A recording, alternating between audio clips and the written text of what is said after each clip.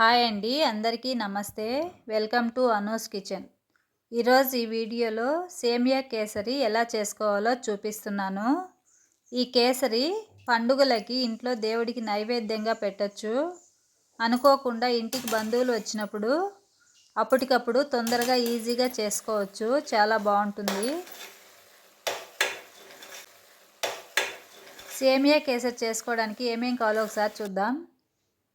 1 cup సేమియా, 3/4 cup చక్కెర, 3-4 spoons నెయ్యి, 2 స్పూన్స్ జీడిపప్పు, 2 స్పూన్స్ ద్రాక్ష, చిటికెడు ఫుడ్ కలరు, 1 స్పూన్ యాలకుల పొడి తీసుకొని ప్యాన్ పెట్టుకొని నెయ్యి వేసుకోవాలి.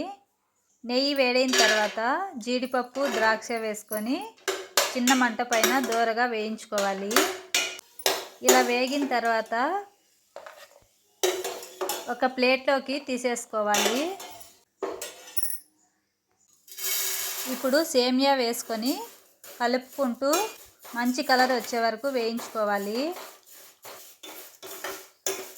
ఇలా గోల్డెన్ కలర్ వచ్చిన తర్వాత ఒక బౌల్లోకి తీసేసుకొని ఇప్పుడు ఇందులోనే 1 కప్పు సేమియాకి 2 కప్పులు వాటర్ వేసుకోవాలి. 1 కప్పు సేమియాకి 2 కప్పులు వాటర్ వేసుకుంటే కరెక్ట్గా సరిపోతుంది.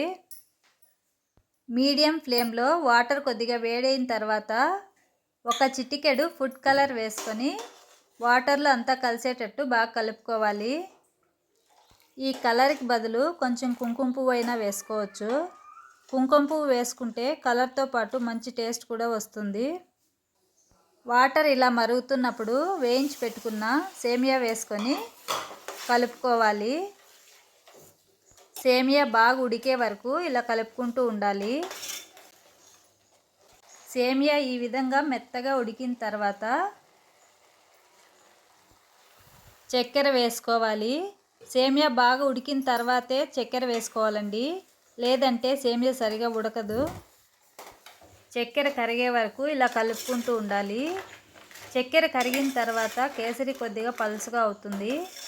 మంట తగ్గించుకొని కలుపుకుంటూ ఉంటే చిక్కబడుతుంది.